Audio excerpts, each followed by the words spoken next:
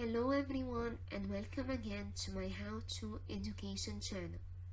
As I promised you on Monday, we will start with the economics content today. Choice in a world of scarcity, part 1. Don't forget to leave me your feedback after watching this video. There is no way of acing economics without first knowing what the main problem in economics is. It would also be a good idea to find out what can be done in order to solve this problem. The main economics problem is that people have unlimited wants, but very limited and scarce resources in order to fulfill them. People will never stop wanting or needing, but the resources used to produce what they want or need are very limited. Since resources are scarce, not everything that people want can actually be produced, and producers have to create a production pattern that allows them to allocate resources efficiently. What I mean is, producers should use resources in such a way that these are not wasted and such that the cost of production is kept to a minimum. In order to allocate resources efficiently, 3 questions must be asked before the production process. What gets produced? How is it produced? Who gets it? It is through the study of economics that producers find the tools and mechanisms to answer the above questions and to allocate resources efficiently. Before moving on with the chapter, it is important to clarify some extremely important terms and definitions as they will be used all around.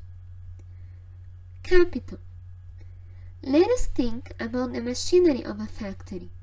Why do we buy machinery? To use it for production. Everything that is produced in order to be used in the production process of other goods or services can be defined as capital. Production. As we have been discussing since the beginning of the chapter, production is the process of transforming the scarce resources into useful goods and services. The goods and services produced are what we call outputs. Inputs. Input is another name for the resources required in order to satisfy human needs and wants. We can say resources or we can say inputs. The inputs required for production are called the factors of production. These are mainly land, labor, and capital. The train of thought that assumes that the consumers are the ones that stipulate the production patterns, decisions, and deadlines simply by choosing what to buy and what not to buy is called consumer sovereignty. A free enterprise is a type of economy that gives people the right and freedom to start profit-generating businesses without government intervention. A market is a system through which buyers and sellers can interact and exchange goods and services for money or for other goods and services. Consumer goods are the ones produced for personal consumption only. They will not be used to produce other goods. Whereas capital goods are the ones produced in order to be used in the production process of other goods or services. The process of using resources to produce new capital, which will in turn be used to produce more goods and services, is called investment. After introducing the main problem of economics and going over the glossary, we have to go over a very important concept within resource allocation, the opportunity cost. In order to understand the concept of opportunity cost, we have to understand the concept of choice. Choice is about making a decision. If we speak more specifically of production, choice is a decision of what and of how much an economy should produce, and of how to properly allocate goods to consumers. To be efficient, an economy must produce what people want. An example of a choice required in production is a decision between producing a certain amount of capital goods or focusing entirely on consumer goods. Using a certain amount of resources to produce capital goods implies exchanging present benefits of selling a consumer good and making money and future benefits that capital goods will bring to production. This situation portrays an example of opportunity cost. Opportunity cost is the best alternative between all the alternatives we have to abandon when we make a choice. For instance, in the previous example, we had to analyze the choice between producing only consumer goods or utilizing a part of the resources to produce capital goods as well as consumer goods.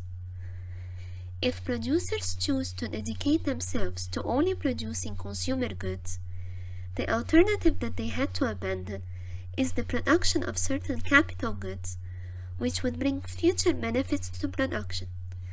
Thus, these future benefits are the opportunity costs of choosing to produce only consumer goods. If producers choose to use a part of their resources to produce capital goods as well as consumer goods, the alternative that they had to abandon was the chance of producing even more consumer goods to sell and make even more money.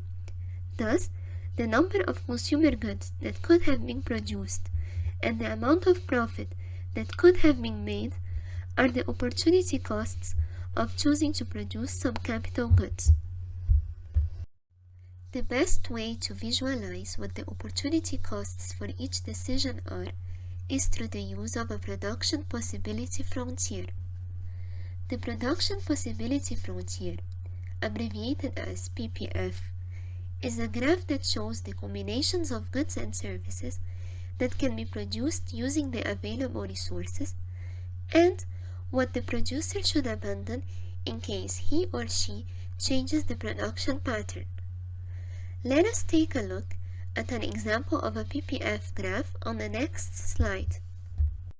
The picture aside is an example of a PPF curve that portrays all the combinations of good X and good Y that can be produced from available resources. The points inside the PPF, such as point C, show that even if the resources required in order to produce the portrayed combination are not lacking, these resources are actually used inefficiently. In other words, they're either wasted or not being used at full capacity. The economy can be going through periods of unemployment as well.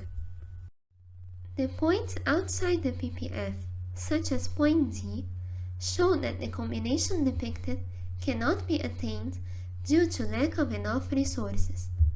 The points on the PPF curve, such as A and B, show the best combinations attained since the resources are being used in the most efficient way. So, we can say that if 28 units of good Y are produced and if resources are being used in the most efficient way, then producers are able to produce 50 units of good X. We can also say that if 45 units of good Y are produced and if resources are being used in the most efficient way, then producers are able to produce 35 units of good X. Note that when production of good Y raised from 28 to 45 units, the production of X decreased from 50 to 35. Thus, the opportunity cost of producing 17 new units of good Y is 15 units of good X. If an economy were to end up at point E on the graph, it would be producing no good Y at all. All resources would then be used for the production of good X. If an economy were to end up at point F on the graph, it would produce only good Y. So far, we have gone over the concept of opportunity cost and have seen that the best way to visualize what the opportunity costs for each decision are is through the use of a PPF. Now, let us tackle the law of increasing opportunity cost. The table and the PPF graph show us that when producing 0 units of good X, producers are able to produce 50 units of good Y. When producing 1 unit of good X, producers are able to produce 48 units of good Y. When producing 2 units of good X, producers are able to produce 44 units of good Y. When producing 3 units of good X, producers are able to produce 35 units of good Y. When producing 4 units of good X, producers are able to produce no units of good Y. From the table, we can see that when making no units of good X, the producer was able to make 50 units of good Y. After he or she decided to include good X, producing 1 unit of it, 48 units of good Y were created rather than 50. Thus, the opportunity cost of increasing the production of X from 0 to 1 unit is the 2 units of good Y. In order to produce 2 units of good X, 44 units of good Y were created rather than 48. Thus, the opportunity cost of increasing the production of X from 1 to 2 units is the 4 units of good Y. In order to produce 3 units of good X, 35 units of good Y were created rather than 44. Thus, the opportunity cost of increasing the production of X from 2 to 3 units is the 9 units of good Y. In order to produce 4 units of good X, no units of good Y were created rather than 35. Thus, the opportunity cost of increasing the production of X from 3 to 4 units is the 35 units of good Y. From all of these observations, we can conclude that as we increase the production of one good, the opportunity cost to produce this good will also increase. That is, the number of units lost of the other good will increase. This is the law of increasing opportunity cost. The knowledge on opportunity costs and on the law of opportunity cost will lead us to the specialization, comparative advantage, and absolute advantage part of the chapter. Within the production stage, specialization is the process of focusing all the skills and resources on the production of a limited type of goods so as to produce them efficiently and achieve excellence. The logic behind it is that if producers produce too many different types of goods, not only the resources will end up depleted, but also the quality of each product will most likely decrease. Within the production stage, a producer has a comparative advantage over another producer if he or she can produce that product at a lower opportunity cost. Which means, if when choosing to produce one item, the quantity of other items that could have been produced but were abandoned is lower. The theory of comparative advantage states that in order to thrive, countries should specialize in producing goods which bring a lower opportunity cost. Within the production stage, a producer has an absolute advantage over another producer if he or she can produce that product using a lower amount of resources. I'm going to go over real examples of specialization, comparative advantage, and absolute advantage next Wednesday. This is it from economics for this week, which probably relieves you a whole lot. Anyway, if you have reached the end of this video, it is because the content is helpful to you somehow. If this is the case, then please do give your friends and acquaintances the opportunity to have access to these videos by liking, sharing, commenting, and subscribing to this channel. We will be continuing this topic with more examples next Wednesday. But before that, I will see you all on Friday with some finance content. Thank you so much.